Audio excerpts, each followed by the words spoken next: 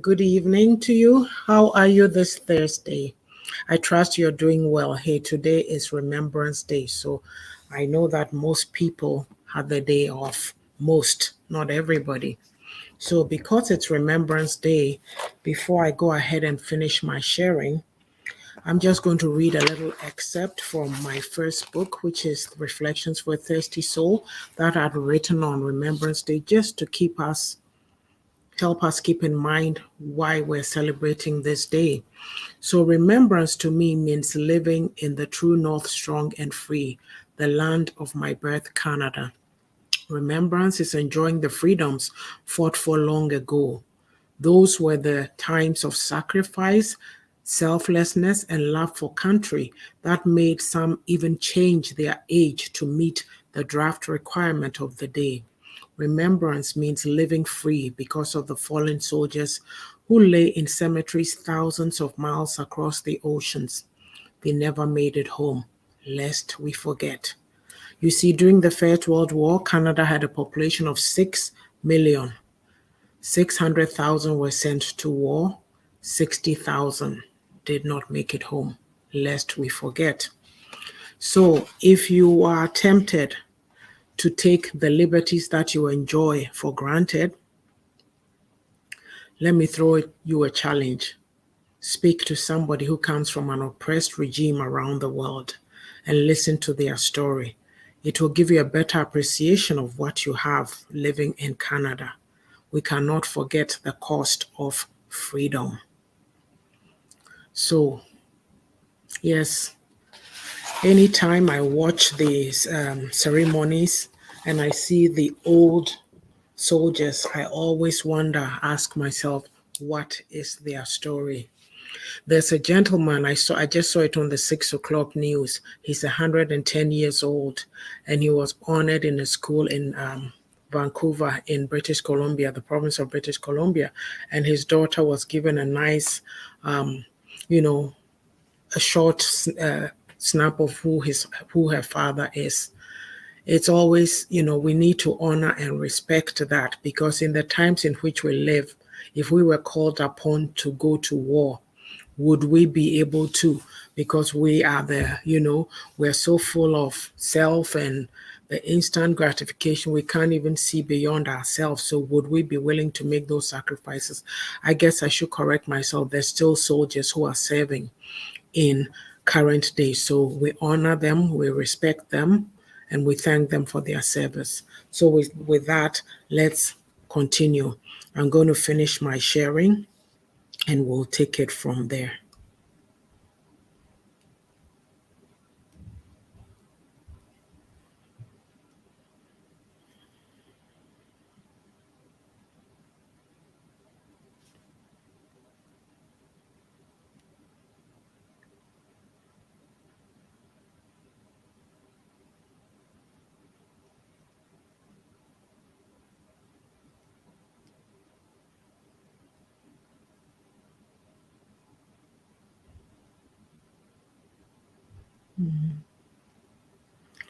Okay, let's see.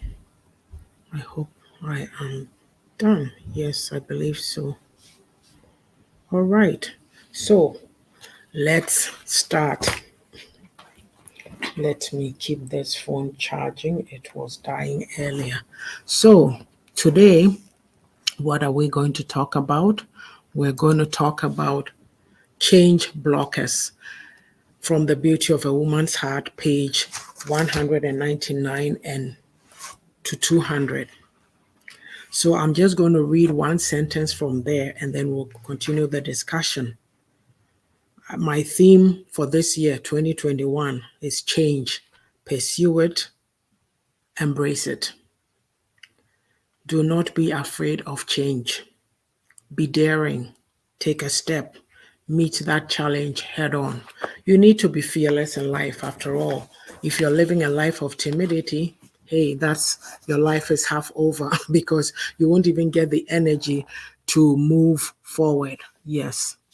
So I asked the question, what are change blockers? But before we answer that question, let's talk about what change is.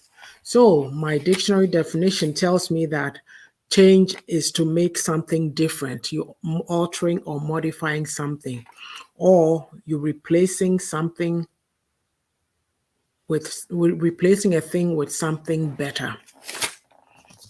So this all sounds positive, but these are, the positive definitions. But you and I both know that change has its good side and change has a bad side. It all depends on how we choose to embrace that change. So there are a lot of people who are afraid of change. And so there are many, these are what I call the change blockers. What are the things that are stopping us from embracing change? So I will define, I've said what changes, so we'll tell you what a blocker is.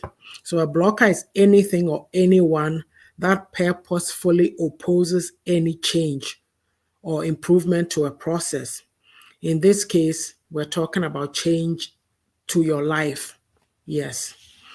So, what are some of the change blockers? I mentioned fear already. That is the number one. Yes.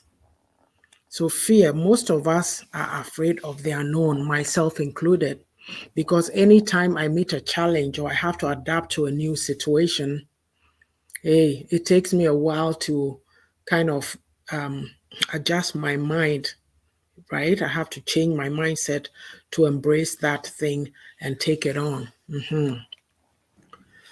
Why? Because for many of us, as I said, change evokes panic or an unsettling feeling.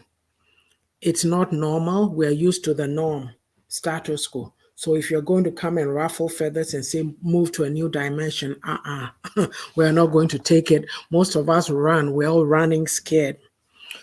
What is the reason for that? We are comfortable where we are. So we dig in our heels and resist change because our safety is challenged.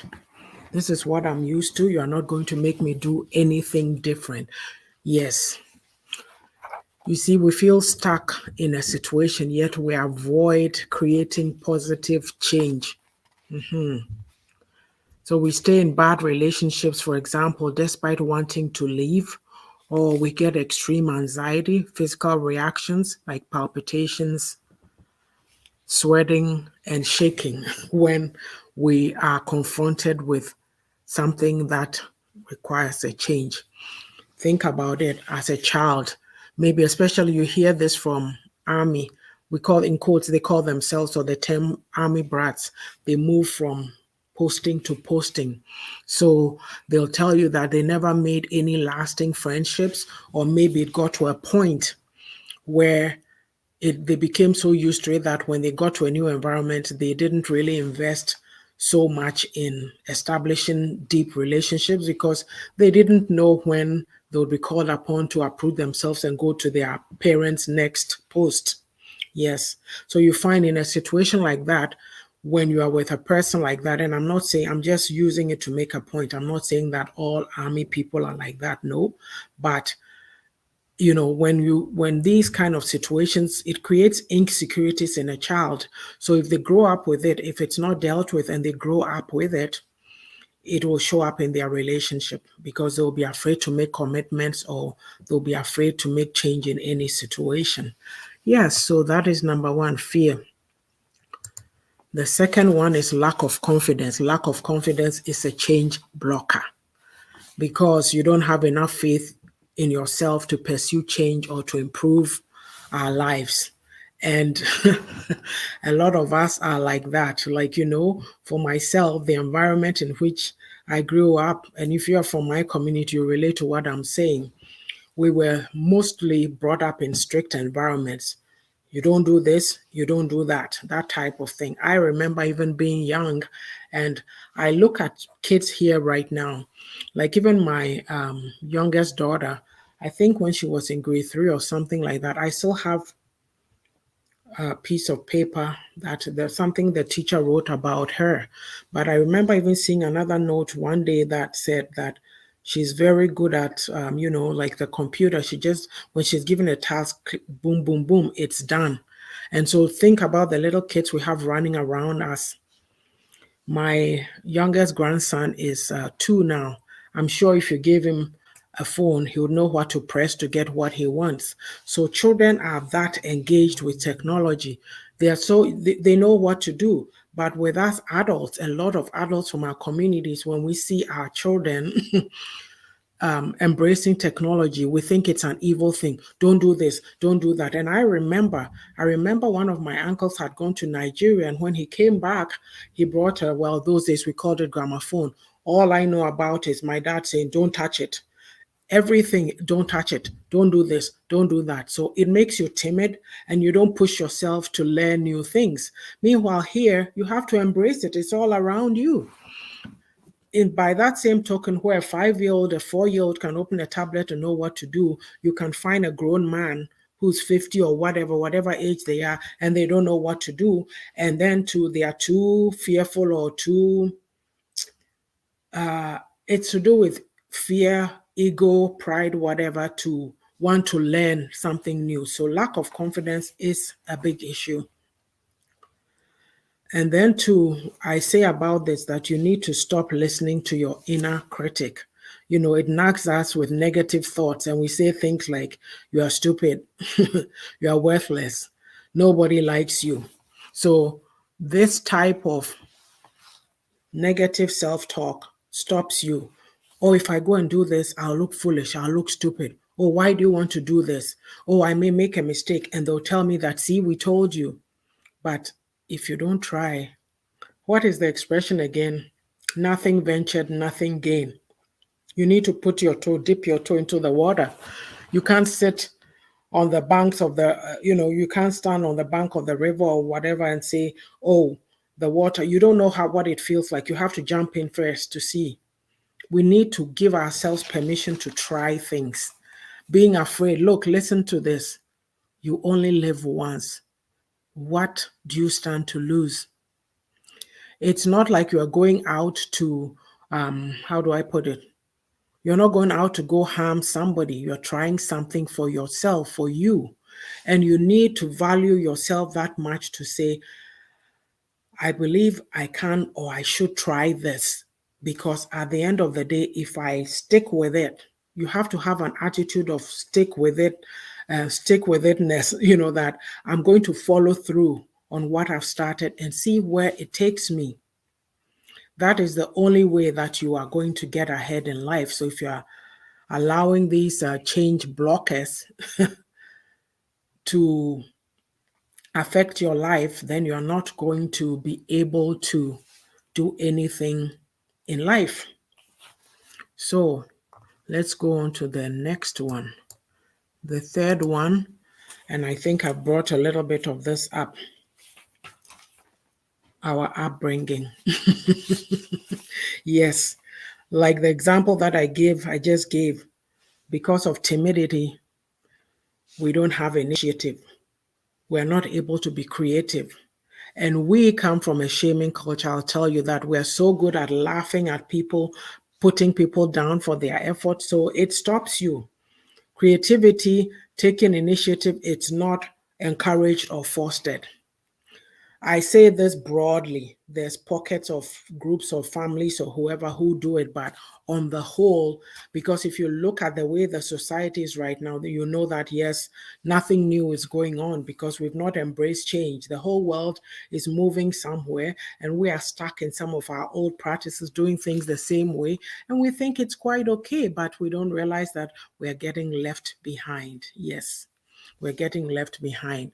Like myself, I learned something interesting and very exciting today.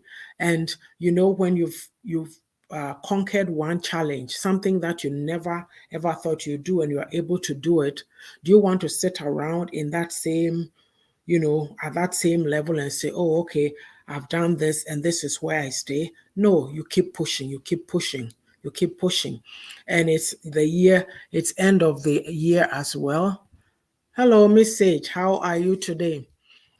Great to have you with us. It's end of the year. So a few weeks ago, I just started, probably maybe it was at the end of October, I just started putting things out for the new year. I haven't done it in any great detail, but I know that I had a vision board, I had a plan for last year. So I need to look at it and start to think about what is coming. So the situation that I ran into today, I got a new insight and, to go take some other, what do you call it? Other training stuff to help me with my book, my book writing and whatever I'm doing. It's got me so excited, and I'm saying to myself, yes, that is going to be part of my new, one of my goals for next year. Search for new learnings, things that you can do to better yourself. Don't just keep staying at the same level. At first, I thought I couldn't write a book. Now I've done it. How can I enhance it? So for you, whatever it is that you are working at, you ask yourself, okay, I'm here. Do I want to, maybe in 6 months' time, I want to be level 3 down the road? You plan and you work towards it, right? But I'm saying that one of the change blockers, the things that inhibit us from pursuing change, is our upbringing or the type of nurturing that we received. And the thing is, we like status quo. We don't challenge ourselves. Then we're afraid to strike out and embrace change. I said this year, change, embrace it, pursue it. That's why we're having this conversation. What are the change blockers? So we've talked about fear is one of them, the second being lack of confidence, and we're talking about upbringing right now. We do things the same way. Like I know that when I went to university, chew, pour, pass, forget. Nothing to do about with critical thinking or analysis or this or that. I imagine maybe, I don't know the system now, maybe it's improved a little or maybe some of it is still going on. But when you come out of that environment, you have to think a different way.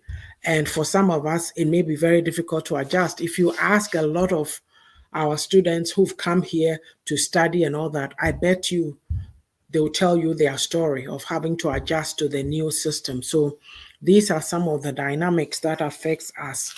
And in doing this, like if you're going to be staying the same, then hey, where are you going to get in life? You're going to be stuck. It means that you're just sitting around breathing, just waiting to die. What a waste that is. And when you talk about upbringing and nurturing too, sometimes we have these defined roles and cultural expectations that put limitations on us.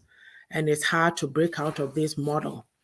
I talk, especially when I say this, especially the women suffer in this area because maybe the expectation that is on you is that, oh, you've gone to school. Who cares about school? Go get married, go have kids. Maybe this was a very bright woman, enterprising person. She wanted to establish a factory. She's very good at sewing or making garments, and so she had this plan in her mind. But for whatever reason, lack of resources or whatever, she's not able to verbalize her, what do you call it, her desires, that this is what I see myself doing. Or she may, but whoever, if you are with somebody who's not helping you build, you're not invested in building each other up, your dreams will die even before you start. Like that to me is, I can't imagine sitting around not being able to do what I love to do. So these are some of the things. Even you have situations where families, because of the financial issues that they may be having, people may make the decision to invest in educating the boys as opposed to the girl. As for you, they'll come and marry you.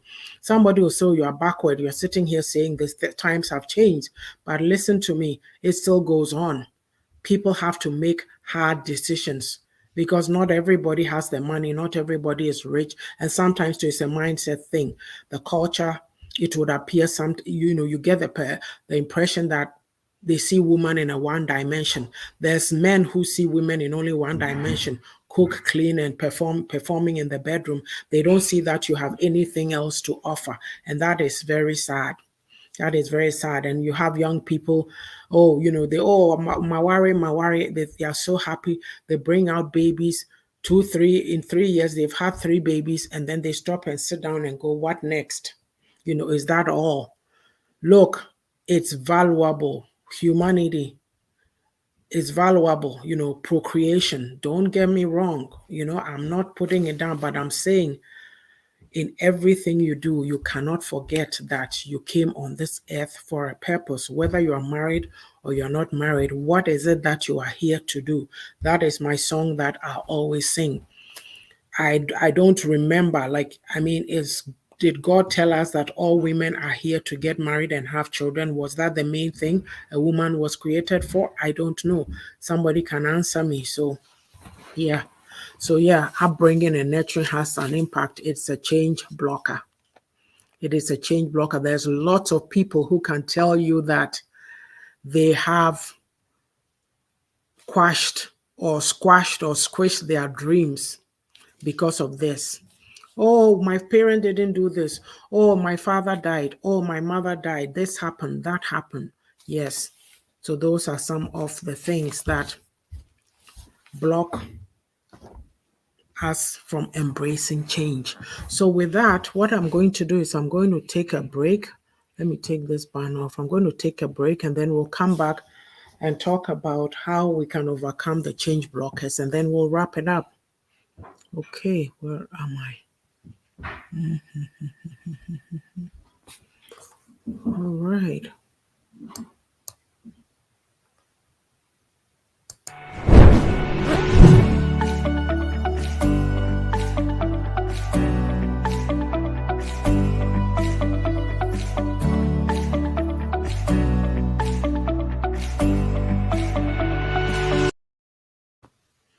So that is Reflections for a Thirsty Soul.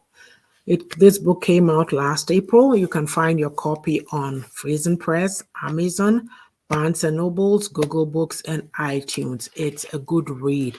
Basically, what it is that I took I take verses from the Bible and then I create stories around it, or I can see something unfolding before my very eyes and I write it into story form. It's very, it's an inspiring book. It will help you to, grow deeper in your faith, pursue God more. Okay, next, where are we? Let's go to this here.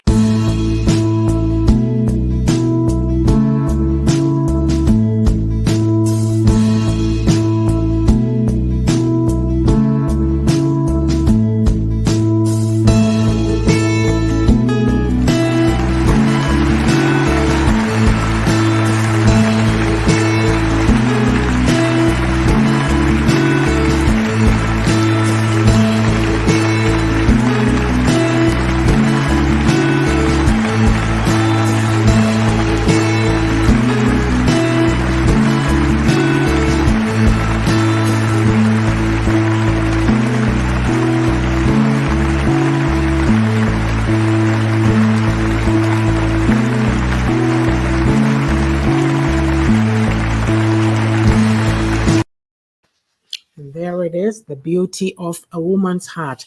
Now you can get this book on Amazon, Canada, US, France, Spain, Germany, Italy, and in Novi Books.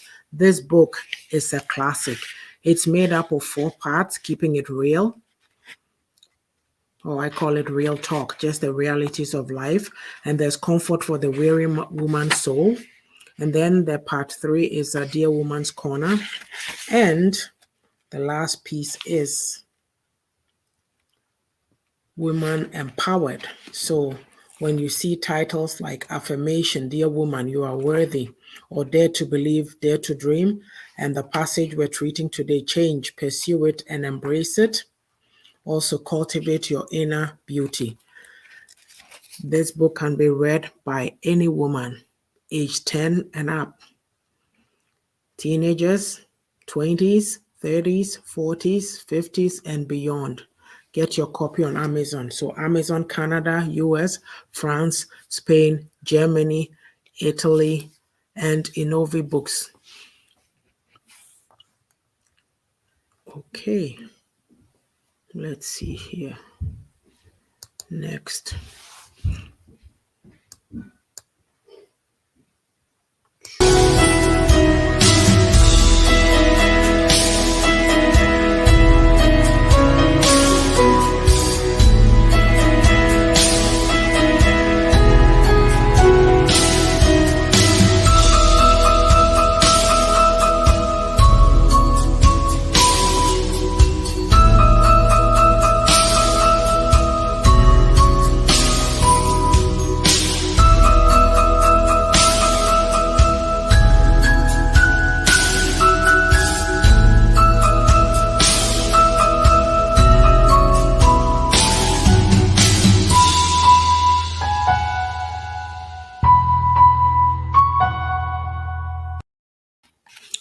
here it is, Refreshing for My Weary Soul. That came out last month in October, and you can get your copy on Amazon Canada, UK, US, France, Germany, Spain, Italy, Australia, and Japan, and also Innovi Books. It's a devotional full of deep insights, a little drop of pearl, waters of refreshing, and practical nyamisem.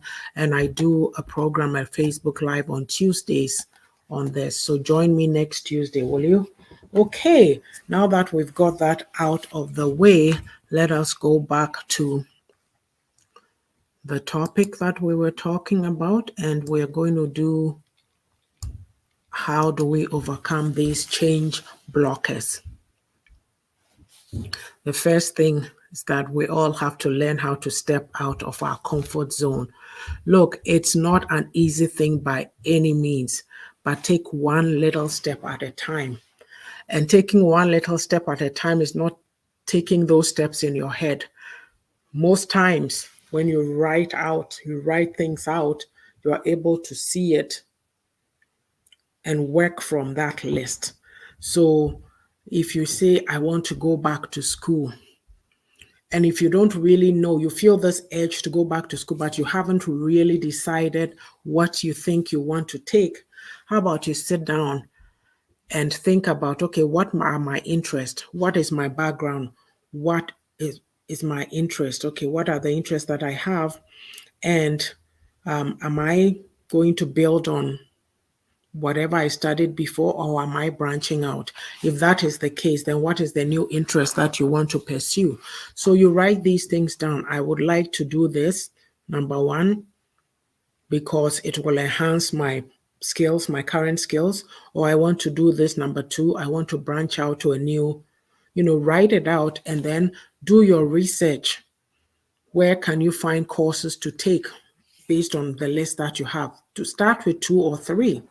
And so that is taking one step at a time. You can start by even just sitting down 15 minutes, 30 minutes, whatever time you choose, sit down and think through it and write things down. Next time you start on your research, little by little. Rome was not built in a day, but we are people that we give up so easily.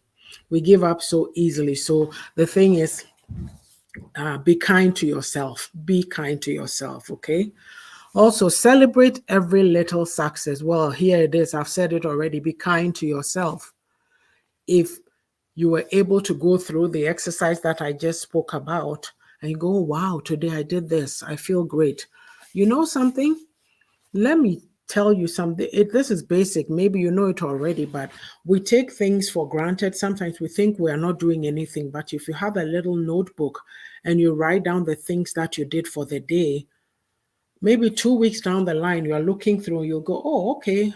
I don't feel like I'm just sitting around doing nothing. I did this on that day. I followed up here. It gives you a picture. Because if you're trying to go somewhere, the idea is, excuse me.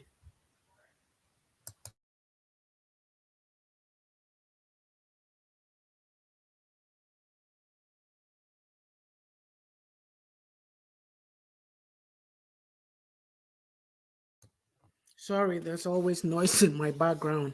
So I've even forgotten what I was saying. Yes, like, paint that picture. Make sure that you have a story to tell. Celebrate every little success. Yes. Write it down. Be patient with yourself too. You have to sometimes repeat things so you get it. Yeah, sometimes we're trying a new thing or a new learning and we get frustrated. Just keep trying it till you get it. Pretend you're a little child. You are in grade 2 doing a math problem that you can't do. And you go and tell your father or your mother, and you're like, they're telling you do it this way, but I don't understand. And then they explain it to you a different way. I'm still not getting it. Then they explain another way. Oh, then the light bulb goes on. You know something? We as adults, yeah, the Bible tells us sometimes we need to be little kids. We need to, thank you. Message says we need to persevere and not give up easily. Thank you. So repeat it till you get it. Yes. And then also see failure as something positive. Look, making mistakes is a part of life. What I find is that we are so rigid. We can be so rigid, like these expectations that are put on us. You have to do this. If you don't do well, oh, how come you didn't get, even if you go home and you got 90%, then you get to, how come you didn't get 90? How come you could have got 100? They make you feel so bad. You know what? Somebody's kid got 50%. They got 60 and they lived through it. And then you that you got 80, you are being made to feel like you did nothing. I mean, it's good. We say that we have to push, but let's be reasonable, especially parents. So I've been there, like I know, like I think back now that I'm an adult and I can think and do things for myself and I have my own values for living. I kind of think, man, these are parents, they were so strict. What was that all about? Like, does it matter? If you got 80%, so it's good to have high standards, but sometimes we overdo it. Yeah. So I'm saying that don't make failure out to be failure is a good thing. It takes a lot of failures to succeed. So you try again, you'll get there eventually. And also, I say that, well, my research tells me you focus on your values instead of your fears. Keep in mind what is important, right? Because it becomes a buffer when you are facing any trouble.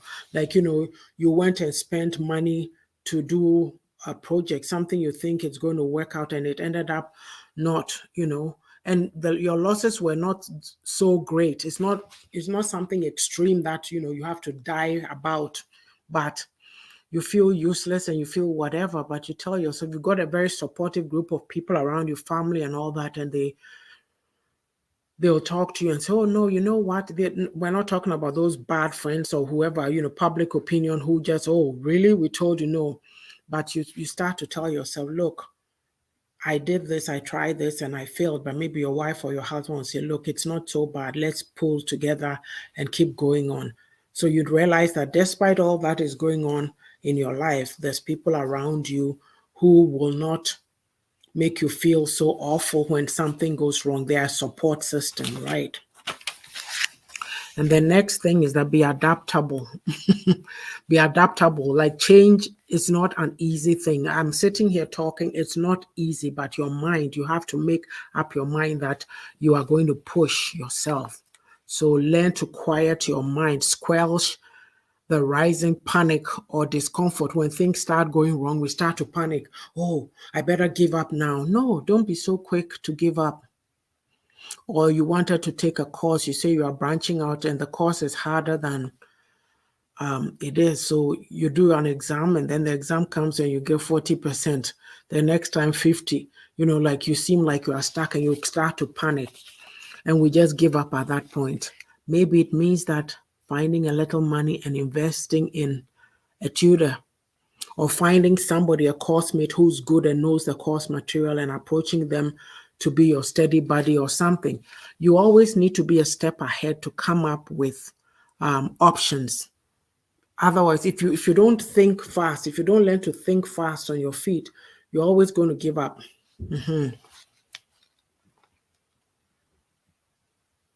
And then you are the only one, or you can control how you react to change. Yes, you can control how you react to change. I can't say that enough. So being adaptable, being resilient, and bold in life. There are three key things to adapting to the change in life. Be adaptable, be resilient, and be bold. Yes. And I'll conclude with a quote by John F. Kennedy. Change is the law of life, and those who look only to the past or the present are certain to miss the future. I'll take it again. Change is the law of life, and those who look only to the past or the present are certain to miss the future. John F. Kennedy. So I saw a statement somewhere to that says life is change and change is life. It means that, hey, it's all around us. Think about it. You were born, right? You're a baby, and then you grow up, you change into this 1 year old. Even before then, you are crawling, doing all kinds of things. Then it's time to go to school. You are happy there, running around, playing with your mates. And then, oh, we have reached class 6. I'm talking of our system, or class 7. It's time to go to secondary school. Your friends, your buddies, if some of them are going to the same school, fine. So you all part ways. There's people that I finished elementary with, I've never seen them again. To this day, I don't know if they are still alive or not. You move on to secondary school, same thing. You all part ways. After Form 5, some go to different sixth forms, some don't. Then you go to uni. And then some of us left and came abroad, so we lost track. So change is constant. You get married, you can get divorced.